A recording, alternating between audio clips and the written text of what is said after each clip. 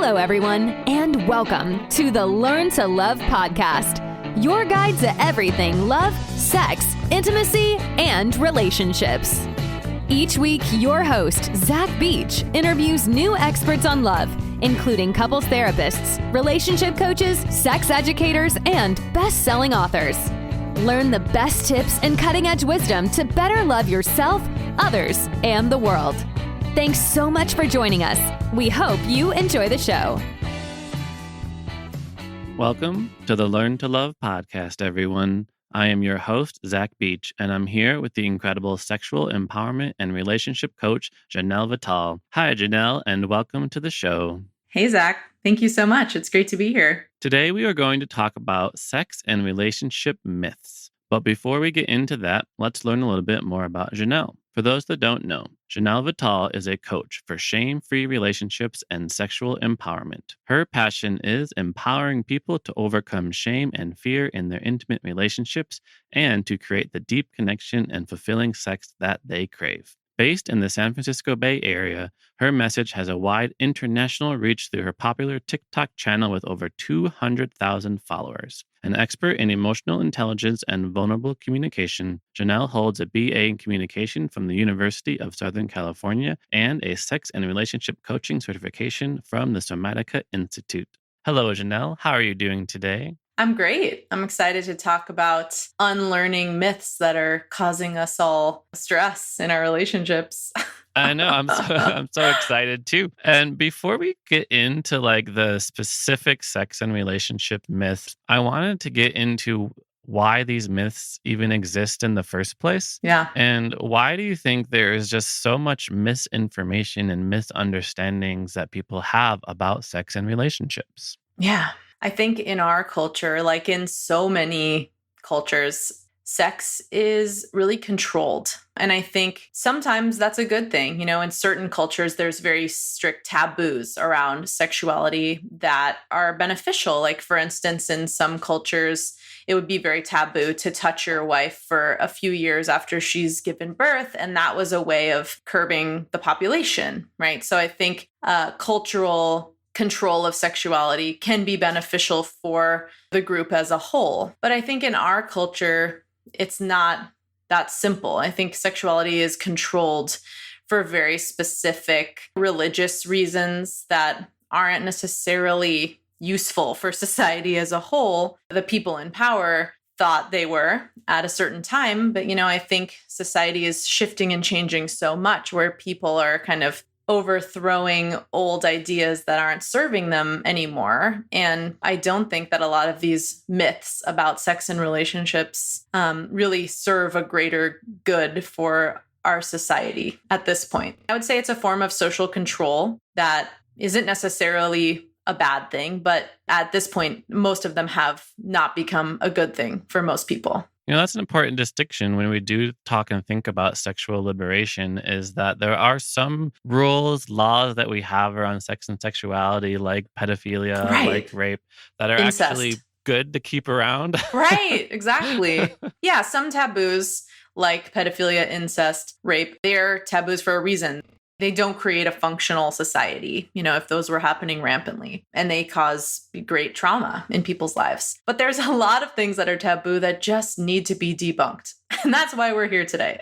Right. Yeah, I was wondering, so what are some, before we get into myths, what are just some taboos that aren't serving us that we should just throw out the window?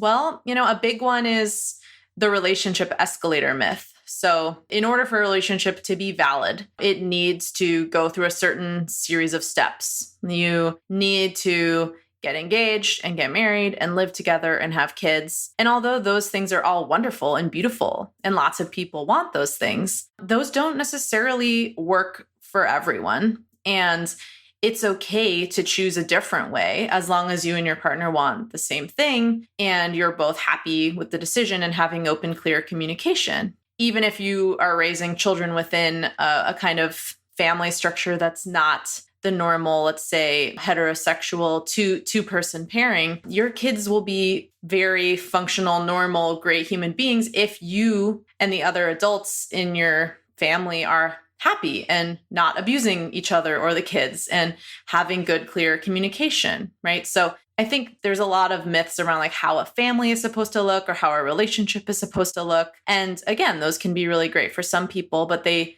don't have to be universal for the society to be functional. Like what society needs is more people who are happy and healthy, not people who are suffering to fit into a mold. Like our mental health in this country is pretty scary at the moment, right? I would argue people need to create relationships that work for them, and in the sexuality realm, I think some big myths are like, of course, we're becoming more and more accepting of trans people and of not just heteronormative sex, right? Like two people of the same sex having sex. But, there was a time where those things were extremely taboo and people had the argument like those things are bad for society. But again, I think what's bad for society is for people suffering, their mental health suffering because they are literally not fitting into what is accepted as the norm. And therefore, they are unhappy and they're passing on their unhappiness and their trauma and not being themselves to their kids. And another sex myth is more about the mechanics of sex, like that sex has to be a certain way, that you have to orgasm in order for sex to be good, that both of you have to want the same things all the time in sex or else your relationship is doomed. So just all those things are they're not serving us. They're creating unrealistic expectations and a lot of suffering. Okay, so many things we have to cover. I want to drop into each one. So I'm going to put a note on mechanic success, wanting to orgasm, having the same thing. Let's go back to what you were talking about around the relationship escalator. Yeah. Which is kind of this like social script that we have, this kind of like framework that we have in entering into relationships, right? You go on a few dates, you become exclusive, you get married, kids, children, whatnot. Right. And, I also have been thinking a lot about being in shelter in place and the amount of disconnection people are feeling. And I've also really thought about all the loving relationships that we can bring into our lives on a daily basis. So when we talk about breaking out of the relationship escalator, a lot of people I think might use it as a nice framework with which to be in. Yeah. And so how do we drop out of that framework and just start to bring more loving relationships into our lives? I mean, again, I think that framework does work well for some people. I think the big question is not what is right, what is normal, is this okay? But the question is reframing it in terms of your own inner knowing in your own life. Is this right for me? Is this okay for me? What are my needs and boundaries? If I give myself permission to think about what I really want in my life, in my relationships, do I want to live with a partner or do I not? Do I want to have kids? Do I not? Do I want to be sexually monogamous or exclusive or do I not? Do I want to only spend time with my partner? Do I also want to spend a lot of time with other friends, which even in our monogamous culture, it's seen as a negative thing if you spend a lot of time with other people who aren't your partner, even if it's just sexually platonic. So I think it's really doing your own investigation of what works for me. And you might find in that investigation that, I really want to become exclusive and get married and have kids and live together and be in a monogamous relationship till I die. Like, great. If that's what you want, that's amazing. And if that doesn't feel resonant for you, that's okay too. And if you let go of shame around that and just be real, I want something different, you will find other people who want that too. But when you are suffering to try to fit into a mold, you're not helping anyone, the person you're with or yourself. The word authenticity just comes to mind hearing you talk about discarding these cultural myths around how relationships are supposed to look like and just dropping into our own authentic needs and desires around relationships. Yeah. We're in such an exciting time in human history because old rules about how men and women are supposed to show up are kind of just becoming outdated. There's a lot of old assumptions about gender. And I think we're coming into a time where negotiation is replacing clear rules. And that's terrifying in a way because to the human brain, rules can be really comforting, like clear black or white guidelines of like where you're supposed to go and who you're supposed to be. And, in a lot of ways, those things can be really helpful and comforting. But if you really don't fit within those guidelines and rules, there is a place for you in this country, in relationship, on this planet. And if you really come to terms with the fact that, some of the standard narrative rules don't fit you, yeah, you'll find other people who are thinking and feeling that way too. And choosing to be authentic is powerful, and it's a privilege. A lot of people don't have the emotional capacity or the financial means to even think outside of just survival. But if you're having a difficult time functioning within an old paradigm, you do have the agency to get out of it. So it's crazy how much freedom we have now. And Yeah. I'm wondering, if there's no map, if there's no framework, what is the path forward? So you mentioned how a lot of gender roles we are discarding. And it's beautiful, right? That the equality between the sexes, and that the woman in the relationship can be the breadwinner and the Yeah. husband can stay at home. But the previous framework established roles that people could go into, and people kind of knew their place, so to speak, Yeah. as bad as it may be. But now there's just total unknown in the freedom. So how do we navigate without the map, without this set rules by society? Yeah. I think it starts with imagining within yourself what kind of life you want and what your skills are and what kind of role you would like to play in your relationships, in your family. And I think instead of framing it like a power role, what are your gifts? What are your skills? What do you want to contribute? Maybe you were socialized female and you want to be a stay-at-home mom, and that's great. And a lot of people feel angst about that. They're like, oh God, well, that's not very feminist of me if I just want to be a stay-at-home mom. It's like, no, you do you. If that's if that's what you want, that's wonderful. And if you're like, God, I really care about my career. I don't want to be the primary parent, but I'm open to having kids. I would just really prefer it if my husband was the primary parent. If you're envisioning that, that's the first step, is like, just envision what you think fits your truth in your life. And then the next step is to have these conversations with the people who you're with, or the people who you're dating and can imagine yourself creating a life with.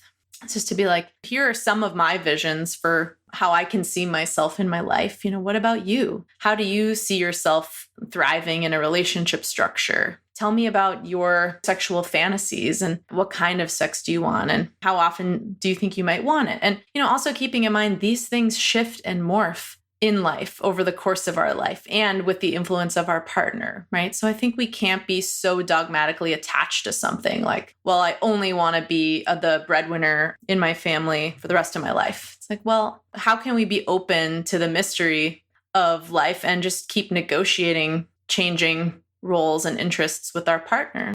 I think communication is so huge, and it's so missing from our cultural training, at least in this country, but I'm sure in lots of places, we're just not taught how to have open, vulnerable communication with each other. But that's an exciting thing about this time. I feel like, with Brene Brown talking about shame and vulnerability, and there's lots of people who are starting to talk about, like, what does it look like to actually have, these more open, vulnerable conversations with each other. If we can all just start to prioritize learning vulnerable communication and examining our shame and our guilt and our pain, and just openly talking about it without trying to get the other person to change, but just so the other person can listen and be like, thanks for sharing that. Like, well, here's what's coming up for me. Here's how we might be able to create a win-win situation given both of our needs and fears and hopes and boundaries and vulnerabilities. That's what I really want for the world.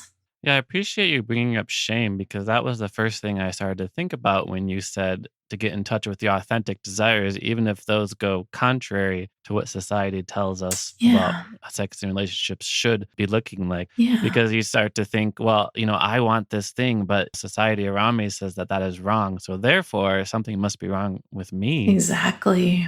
Yeah. So once we start to feel into like our authentic desires, and we start to feel that inkling of shame coming up, how do we go past that? How do we go beyond it? Yeah. I think the first step is to tell yourself, there is nothing wrong with me. I have this phrase, of course yourself, where you say, God, of course you feel guilty about this because you've been told since you were born that you should want to be in a monogamous heterosexual relationship. And if you're a woman, to be a stay-at-home mom, or, now the narrative is you should be a perfect mom and a career woman simultaneously and never fail at either, never struggle at either. So I think when you feel shame, when you feel guilt, when you feel jealousy, any of these negative emotions, there's kind of this myth that like if you were actually doing really well, you wouldn't feel any of those things. But being a human is just not that. It's hard. And we have negative emotions or uncomfortable emotions. Let's not even say good or bad or negative or positive, right? Our emotions make us uncomfortable sometimes. So the first thing is to, of course, yourself and say, yeah, of course you feel that way. And the next step is to just gently invite that discomfort to the dinner table in your heart and just say, okay, I see you. Why are you here? What can I learn from you? What information is in this uncomfortable feeling, right? Because that's where so much growth is. And that's where the discovery of your authentic self is just like being gentle and self-compassionate with yourself and asking your discomfort, why are you here? I love what you just said. Invite discomfort to the dinner table in your heart. We just want to squash it and we want to destroy it and we want to judge it. And we already just have so much self-judgment and pain that we're going through. And so to let go of self-judgment around your discomfort is huge. That's the first step because we're just so used to blaming ourselves, like you said earlier, just being like, something is wrong with me, but nothing is wrong with you. Even if you have a feeling that you really don't want to be there, that you know is wrong, you can change the story by first saying, it's not your fault that you feel that way or that you're thinking this. You cannot choose that this thought is happening, but you can choose how you react to it. And I can start to tell myself a new story or a new thought, even if I don't believe it yet. And the more I tell myself it, the more these grooves in my brain will form, right? Because our thoughts create neural pathways. And the more we think a thought, the more our brain will actually follow it. It's kind of like a river carving a canyon in Earth. And so the only way you can get to that, creating a new story, one without the pain and the shame of the story you don't want, only way to do that is to first have self-compassion and to, of course, yourself and to forgive yourself for feeling or wanting those things or thinking those things because they aren't yours. They're coming from something else, from indoctrination, from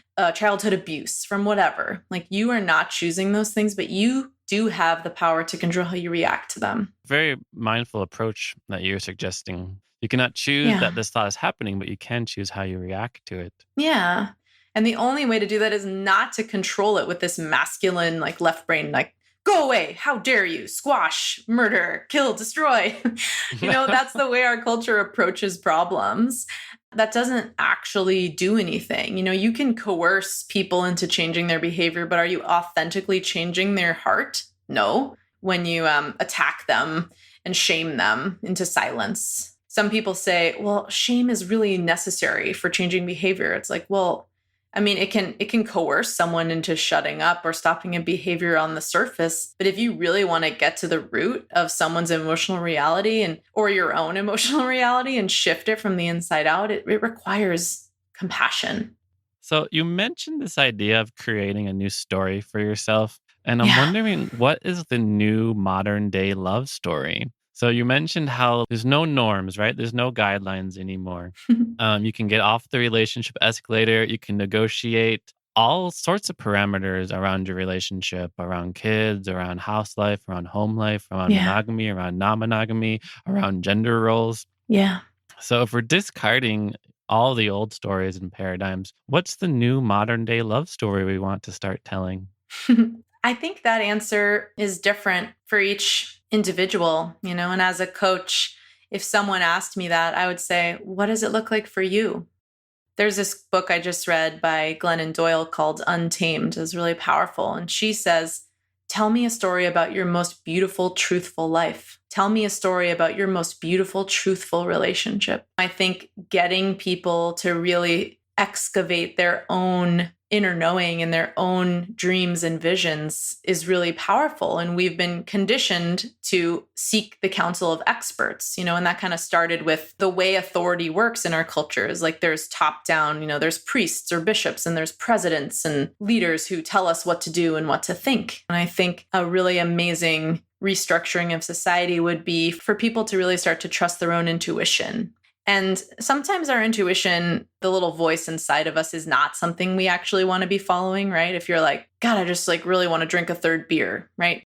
There's some voices that aren't intuition. They're just kind of like habits or things that we don't actually want to be listening to. But I think the knowing, the truth is that voice that's like, you're really in a place of stillness and you're taking deep breaths, or you're, maybe you're on like a moving meditation, like you're hiking or you're running, and there's an emotion, there's a deep feeling inside of you. And you're just like, yeah, this is truth because I'm feeling it so deeply and strongly. And there's a sense of clarity. And I really want to help people tap into that within themselves instead of looking externally for like, what are the rules of what's okay and what's not? I really think the answer to that question lies in each of us. I don't think there is an answer I can just uniformly say for the world. But, if I had to answer that for myself and for my own relationships, it would be about authenticity and just really showing up as my true self and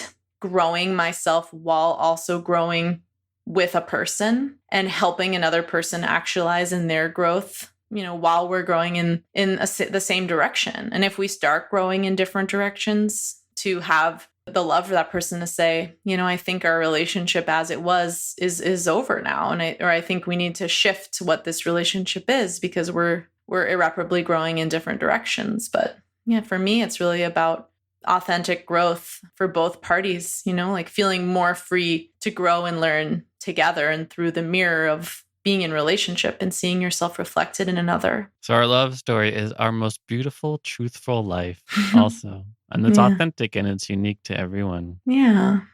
Such a beautiful message. And I wouldn't mind shifting just a little bit from specifically relationships because, okay, we're in touch with our own authentic truth and what we truly want in our relationships. And now we might meet somebody in a strictly, well, I don't want to say strictly physical level, but on a sexual level, which can also be spiritual and mental and emotional as well. Yeah. So moving a little bit on to sex and sexuality, what are some common myths holding people back in their sex life? Yeah. So as I alluded to earlier, a big myth is that you and your partner have to want the same things in terms of fantasies and desires for the kind of sex that you want. And if you don't want the same things, then you're doomed. And there are very certain fantasies or kinds of sex that are demonized in our culture, like BDSM, more kinky sex. But the reason that each of us wants a certain kind of sex is because we want to feel and we want to heal in a certain way in sex. A lot of it has to do with our childhood experiences, which sounds weird and surprising, but I just put out a course called Intimate Instincts that's all about this. That's how your innate self-defense mechanisms and self-protection mechanisms that you learn in childhood affect the kind of sex that you want as an adult. So let's say you experienced a lot of disruptions to your safety when you were young. You may want to have really slow tantric sex as an adult because it helps you really feel safe. It helps you drop into that connection that maybe you were lacking earlier in life. Or if you had a parent who was kind of misattuned to you, or just early in life, you didn't have a lot of people who were really giving you the affection and the attention that you needed, you may want to feel worshipped in sex, not like in a power way, but just like you just may want to feel like you're receiving everything that you want and feeling adored. But on the other end of, the spectrum is someone who might want to feel, maybe not abused, although that can happen, but someone who wants to have like consensually non-consensual sex, someone who wants to be submissive and have sex happen to them, who has rape fantasies, but who doesn't want to be raped in real life, right? But that's something that they're playing out. That could be because they were overly controlled as a child. And so to relax and submit to a loving authority who they actually trust could be really healing for them. Or maybe they weren't getting the affection they needed early in life, and submitting to a loving authority and just being taken gives them permission to really receive sex in a way that they don't feel comfortable with their left brain. So sex is really this like deeply embodied emotional experience. And so people want wildly different things when it comes to how they want to feel in sex. And none of that is right or wrong. So the first myth is like, there's only one kind of sex that's good and healthy. And it's like, probably, it's vanilla. It's very like loving and slow, and that's wonderful. And that works for some people. There's also people who really want to have like raunchy, taboo sex with a lot of impact, but they are choosing it with agency. It is not something that, they're not in control over. They are saying yes to this other kind of sex that's, very different from what society might feel comfortable with. But for them, it is healing something for them. So that's step one, is like, how can we just unlearn that there's only one right way to have sex, to feel in sex in terms of what kind of sex we're having. And then the next step is, what if you and your partner want something different? What if you want really tantric sex, but your partner really wants you to dominate them? What do you do? And so the first step is to realize you don't actually have to be 100% perfectly compatible. You don't actually have to feel responsible to meet every single one of your partner's needs and desires, because that pressure puts so much expectation on our sex lives that we think, oh my God, this is a disaster. Something is so terribly wrong if we are not perfectly aligned in the bedroom. And that creates so much strife and pain. So once you let go of our sex life has to be absolutely perfect all the time, you can relax into, okay, well, I don't exactly want that, but maybe I can compromise with you. And it's really difficult to compromise if you're feeling so flooded with shame and guilt, like, oh my God, I don't want to do exactly everything you want, so we're screwed. No, that's not true. Take a deep breath and be like, okay, well, you want to be dominated. I want tantric sex. Like, maybe we could do some kind of compromise where we like kiss and like have this really slow, beautiful connection for a while. But then I start to tie you up with silk scarves, but it's still slow, and within my kind of pace, but you're feeling like I'm really taking control. And, I'm starting to, like subdue you through, this more slowed motion, right? There are ways to compromise with the different kinds of sex that we want. But the first step, again, is to let go of the shame and the guilt of, if we don't exactly fulfill each other's fantasies, our relationship is doomed.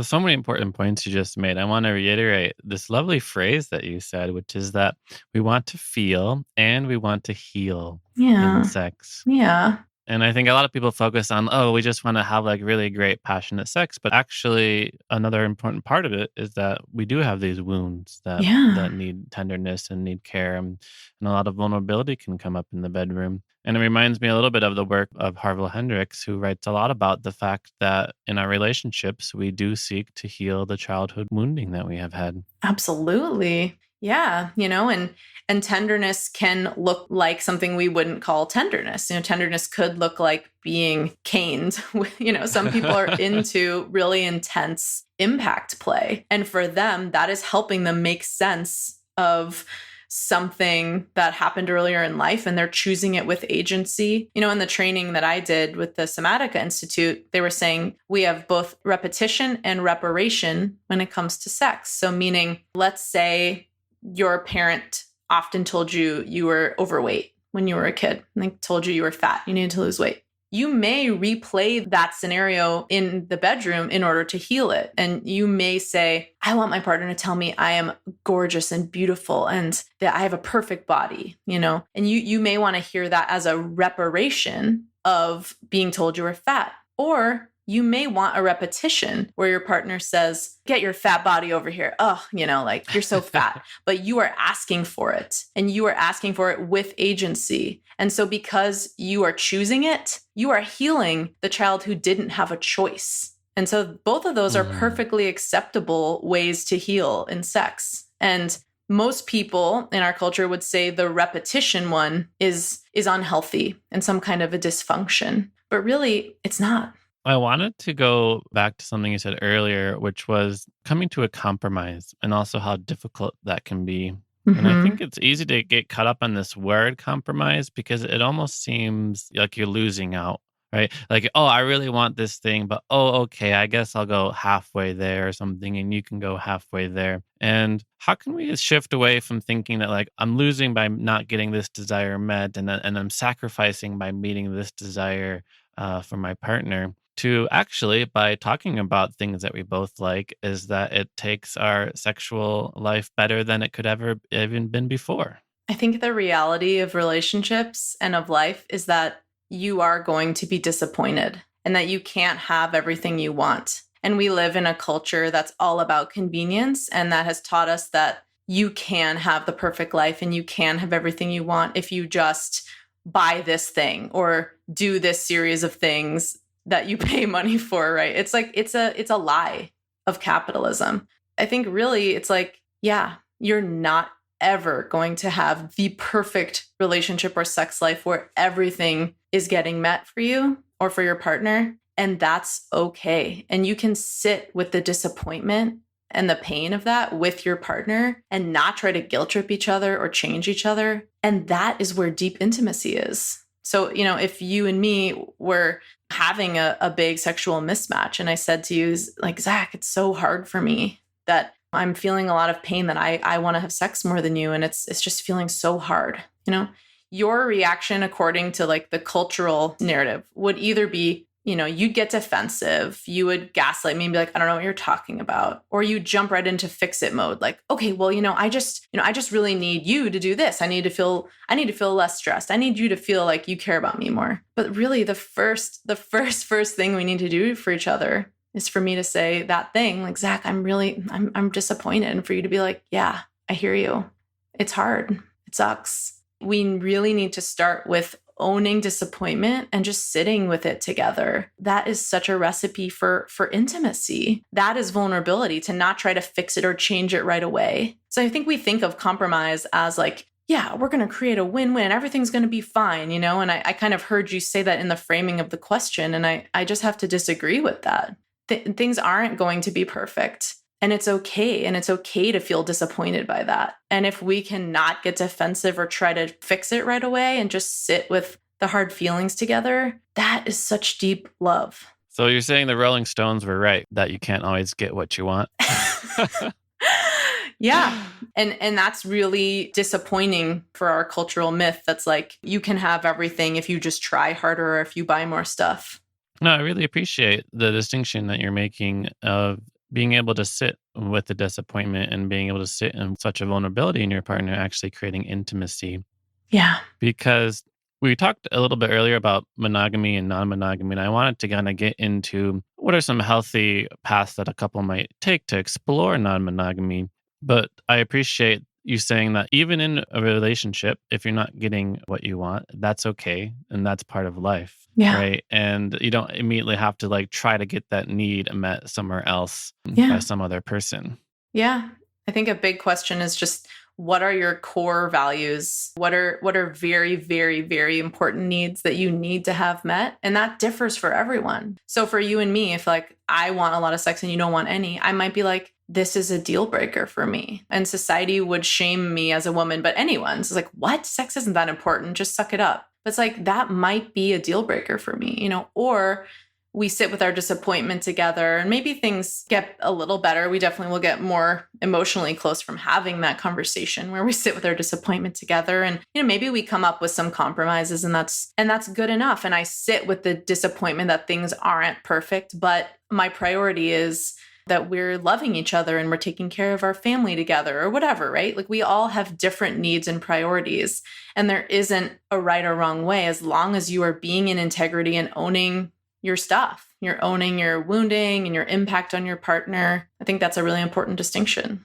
So that's so important, right? To discuss your core values at the beginning of a relationship and throughout a relationship to make sure that you are on the same page, and also really deciding on what your deal breakers are. Yeah.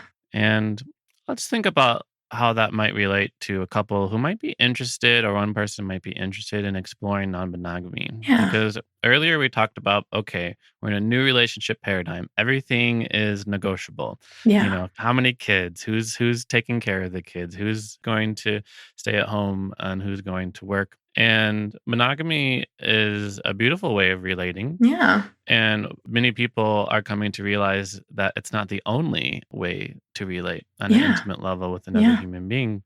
So we've already learned that, okay, if you're in a relationship and you're somewhat dissatisfied, that's part of life. And that doesn't necessarily mean that exploring intimacy with other people is going to complement your current relationship. Mhm. So when we talk about potentially shedding the idea that monogamy is the only way to relate, how do we know if non monogamy is something that's for us? First of all, I want to say that for most people who are in non-monogamous relationships, open relationships, polyamory, which are all under the umbrella term of non-monogamy, it's very rarely easy. It's a challenge because we're coming up against our preconceived notions about relationships. I think monogamy is also challenging. Like relationships are just hard. They're tough. Uncomfortable feelings come up.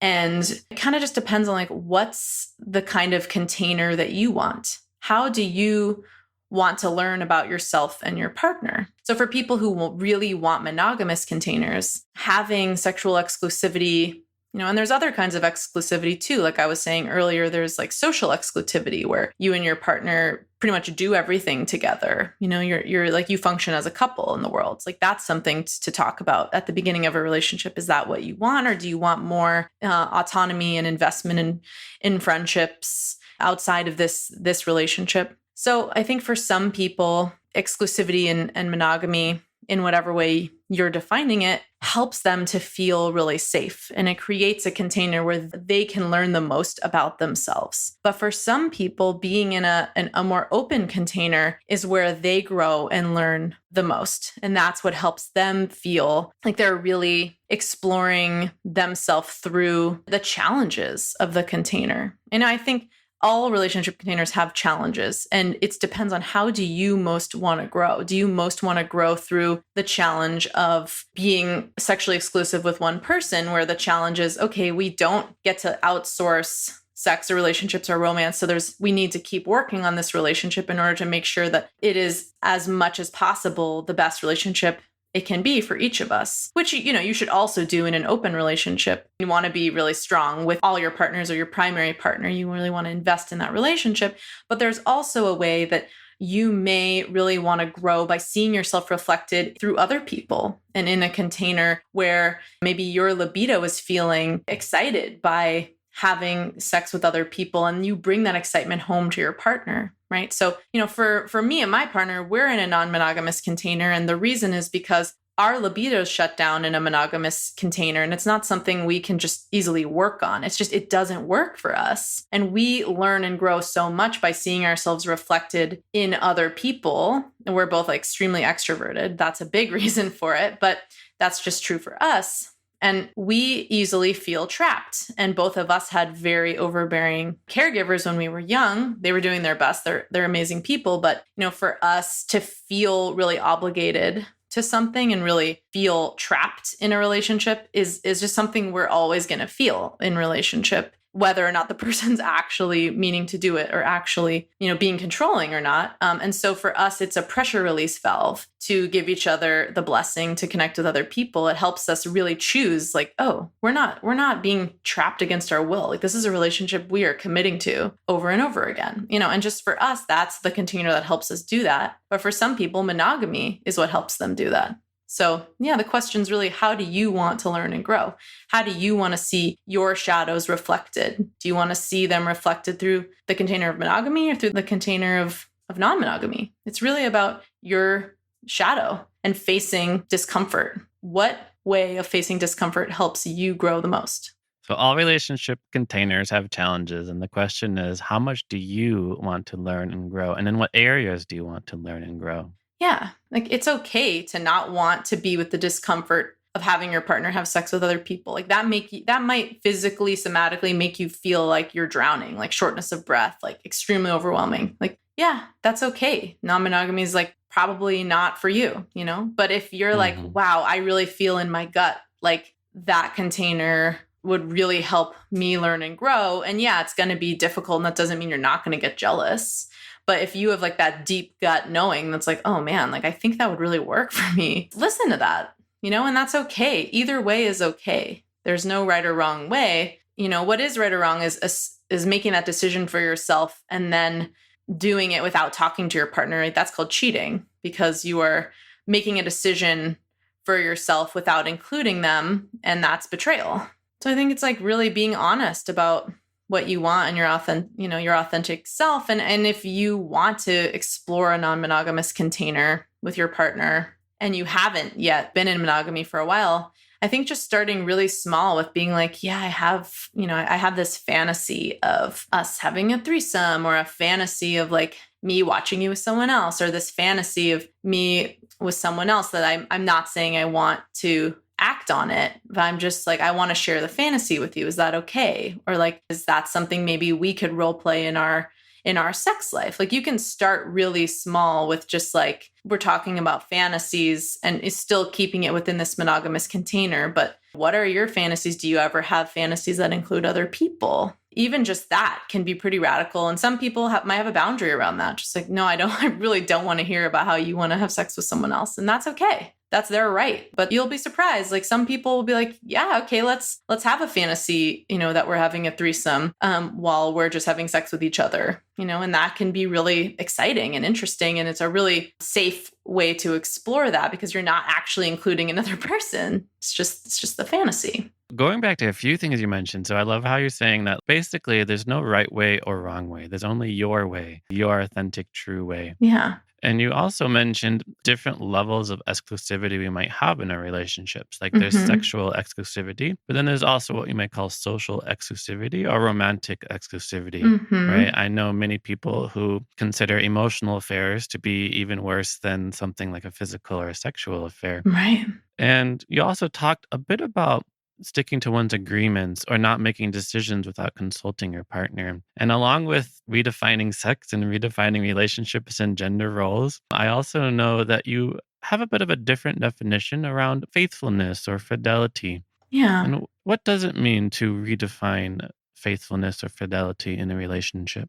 I think you can define fidelity however you want, and you can define it with your partner. And there's a standard definition of it in our cultural narrative that means you don't have sex with anyone else for the rest of your life. I think it's really assumed to be about sex first and foremost. And then I think other people would add on and you're also not ever going to fall in love with anyone else for the rest of your life.